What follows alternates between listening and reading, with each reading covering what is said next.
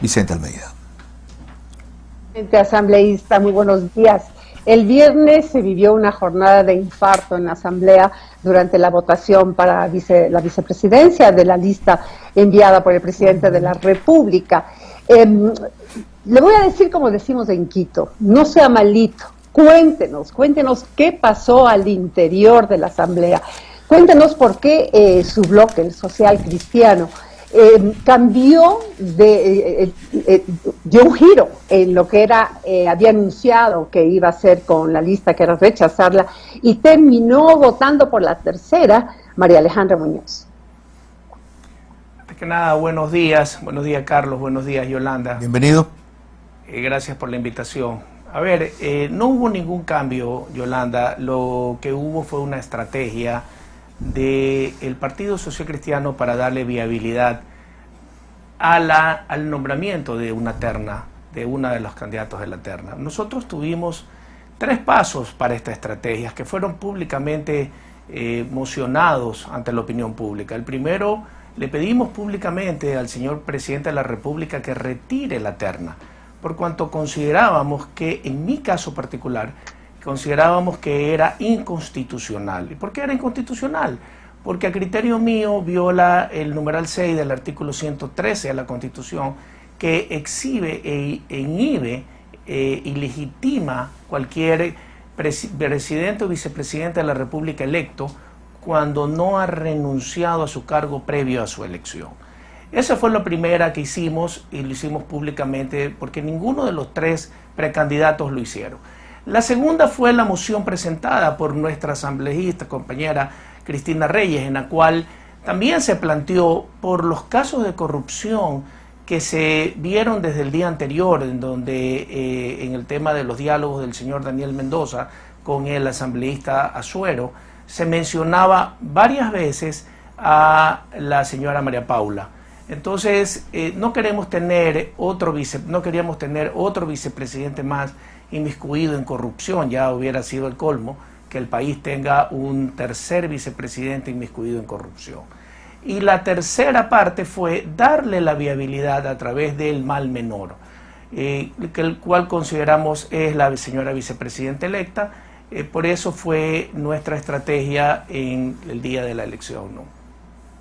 En redes sociales, en cambio, se especulan una cantidad de cosas. Entre ellas es que hubo una suerte de acuerdo con el bloque correísta en el sentido de ir por este plan Z que ellos llamaban. O por otro lado, también se argumenta que ustedes fueron tontos útiles, por así decirlo, de un plan genial presentado por el presidente de la República, en el cual termina con su ministra de gobierno, intocada, termina con su secretaria de gobierno y finalmente entró la persona que tenían en mente. Bueno, mire, las redes sociales evidentemente son libres de opinión, hay que respetarlas. Ahí tenemos la opinión de millones de personas que son participantes, pero no, nosotros no somos ni nosotros solos, ni nosotros en conjunto con la Revolución Ciudadana somos los que damos la mayoría en la Asamblea. Eso dejámoslo bien claro. Hubieron muchos otros bloques que votaron, como 11 del mismo gobierno, 5 legisladores que ya no están en el gobierno y que ahora fungen de independiente, 2 de Creo.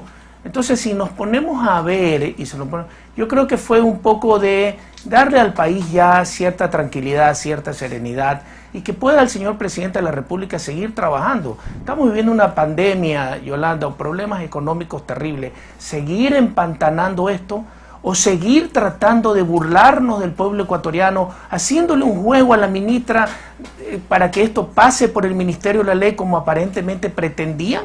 Porque eso era lo que iba a pasar. Si negábamos a las 3 personas de la terna, ¿qué tenía que suceder? El señor presidente de la República, en teoría, tenía que mandar otra terna. Si no le enviaba, ¿qué pasaba? El 10 de agosto, la señora María Paula Romo era vicepresidenta de la República por el Ministerio de la Ley. Entonces teníamos que escoger el mal menor. Yo creo que fue un tema de responsabilidad. El tema son subjetivos, las opiniones de la gente son respetables, pero nosotros lo que buscamos es la responsabilidad y sobre todo la coherencia, Yolanda. Muchísimas gracias, asambleísta. Gracias.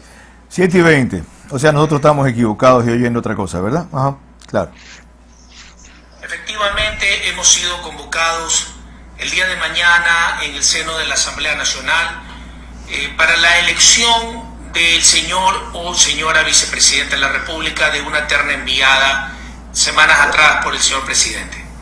Nuestra posición como partido es que es una terna inconstitucional, es una terna que no reúne los requisitos constitucionales, debido a que estas tres personas debieron de renunciar a sus cargos oportunamente para poder ostentar a ser candidatos a la segunda magistratura del país. De ahí que creemos también que ninguna de las tres personas mencionadas en esta terna reúne los requisitos que el pueblo ecuatoriano necesita para que tener una alta magistratura que los represente. Nosotros creemos que el señor presidente se ha equivocado al enviar esta terna. Creemos también que tiene dentro de su mismo gabinete, si es que no quiere ver de la sociedad civil, a otros profesionales, a otras personas probas que puedan acompañarlo en esta alta magistratura durante los últimos 10 meses de gobierno. De ahí que mocionaremos el rechazo a la misma para que sea devuelta inmediatamente al presidente y él puede enviar una nueva lista, una nueva terna con otros nombres que quizás sean de más consenso y de más unión para... Ok, hasta allí. Ese audio está en la cuenta de Vicente Almeida en Twitter, entonces no nos estamos inventando Yolanda y yo que ha cambiado de posición. Nos ha explicado que ha cambiado de posición porque no querían aumentar el caos en el país, etcétera. Pero cambiar de posición a extremo de aprobar una cosa que ustedes dicen que es inconstitucional.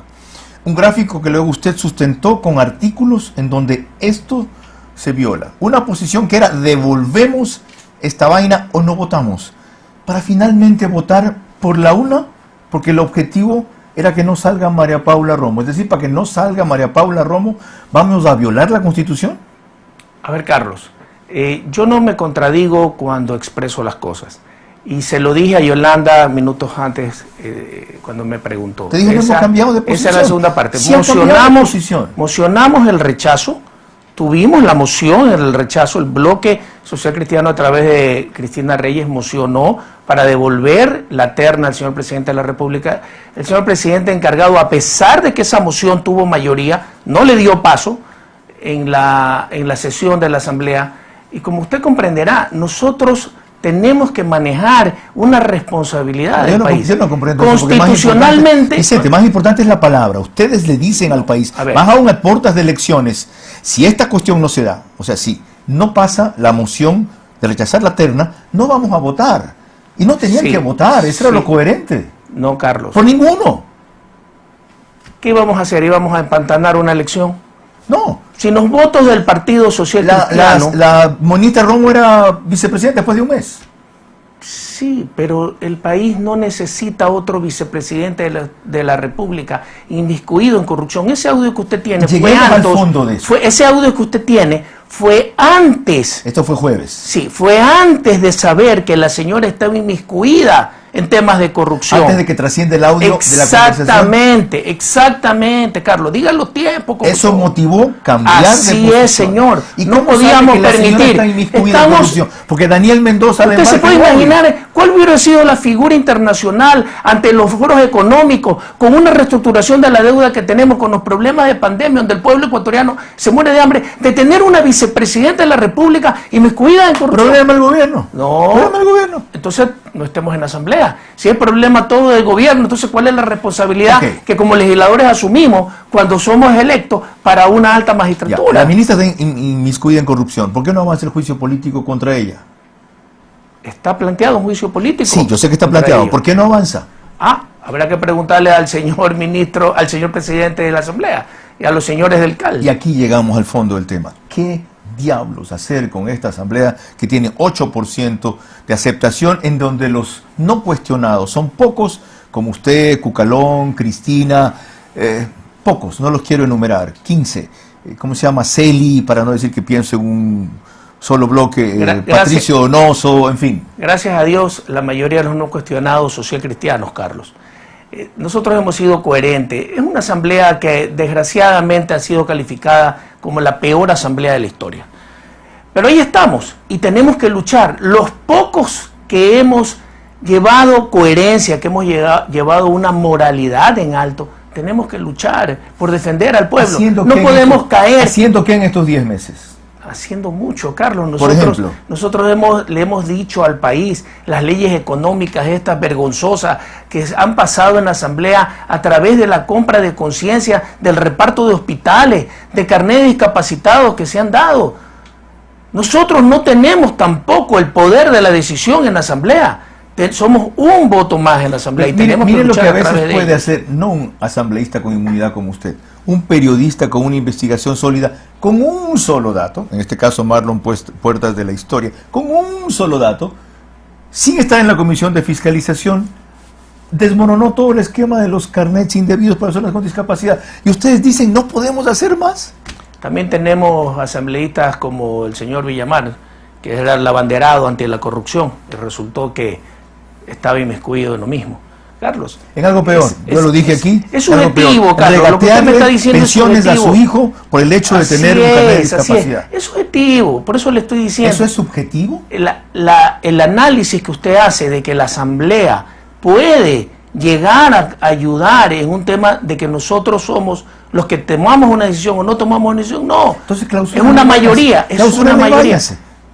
¿Yo por qué me voy a ir si yo estoy cumpliendo acordemente con lo que pero no le sirve de nada porque no tiene respaldo? Esa es la frustración del cargo, Carlos. Cambien al presidente. Usted sabe, usted me conoce muy bien. Yo toda mi vida he sido un empresario, he estado alejado de los cargos públicos por eso. Me tocó asumir y he asumido con una responsabilidad.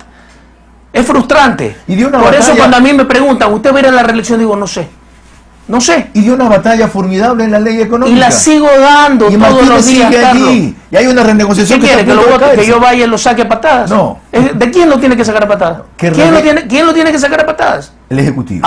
¿Quién? El presidente. El presidente. Pero no lo hace. Ahí está la burla. Otra burla más. Se lo dije a usted cuando llegue. Aquí está el Financial Times. ¿Qué dice? Mark Cornelius. La deuda que tanto dijo que se iba a renegociar, que íbamos a ahorrarnos 1.500 millones de dólares, que iban a bajar los intereses del 9% al 3%, al 5%, que ya tenía todo arreglado. Mentira. Aquí está. Financial Times. Esto salió en un prestigioso diario cuencano, no lo digo yo. ¿Es el 35% de los tenedores se oponen y ya dijeron que no. Entonces, ¿cómo anuncian algo que es una mentira? ¿Hasta cuándo la burla con el pueblo ecuatoriano, Carlos? No es la primera. Me va a decir a mí que lo vengo combatiendo desde el año pasado cuando quiso pasar esa ley perversa o maldita. ¿Por qué no cambiar a Litardo de la presidencia y que asuma Solórzano o Patricio Donoso? Yo no sé. Vea, el señor Solórzano, presidente encargado del día que presentamos la moción, a pesar de que tuvimos 90 votos de la moción presentada por la asambleísta Reyes, 90 votos para rechazar la terna. Ajá. Que era nuestra política, nuestra teoría, como usted bien lo hizo. No le dio paso. No le dio paso. Entonces, suspendió la sesión. Entonces tampoco sirve, pues. Entonces Patricio Donoso. Bueno, entonces habrá que ir de uno en otro hasta encontrar. Puede ser. ¿Por quién se inclinan ustedes los 5 precandidatos del PSC para la presidencia? Por lo que digan las mediciones que se están haciendo, Carlos. Cristina Reyes dicen las mediciones. Yo lo único que Pero esa es una de las 3 condiciones. Yo lo único que quiero como miembro del Partido Social Cristiano es que la persona que sea definida como candidato al partido tenga el respaldo de toda la dirigencia del partido.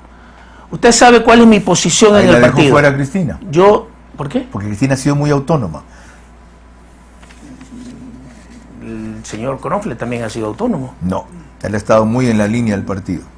Cristina, unos temas si sí. Por ejemplo, la característica anticorrupción del partido no es la de Cristina, no es la del partido. La defensa de los trabajadores a ultranza no es la del partido. El partido tiene otros temas. Vea, a mí me ha dicho muchas personas, mucha gente me ha dicho, ¿por qué el abogado Nebot busca y ha dicho que vienen otras personas de afuera a ser candidatos del partido? Y yo simplemente he dicho, yo estoy a favor de que se mantengan uno de los precandidatos del partido. Me dicen, pero no tienen la fuerza suficiente. Sí la tienen.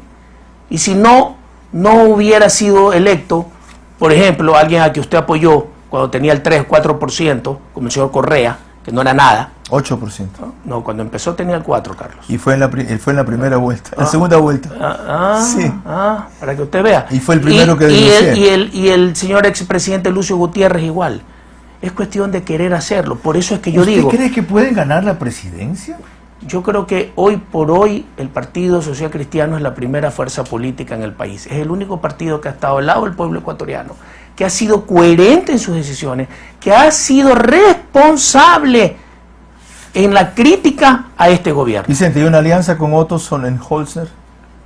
Bueno, habrá que estudiarla. Si el señor quiere y viene con las mismas ideas políticas que tenemos nosotros y económicas y representa para el pueblo ecuatoriano el no subir impuestos, el dar una dinamización de la economía y quiere alinearse a eso, bienvenido sea, pero tiene que venir a ser parte de un partido político coherente y responsable. Nosotros no vamos a ser comparsas de nadie, y eso se lo digo a él o a cualquier otra persona que intente ser candidato por nuestro partido. Vicente Almeida, con definiciones y precisiones claves en esta hora, 7:31. Vamos a proseguir con una cosa completamente distinta. Escuchen al doctor Ernesto Pasos en una intervención en redes sociales que no quiso ampliar aquí en una entrevista por las complicaciones que le ha tenido, en donde siendo un médico alópata y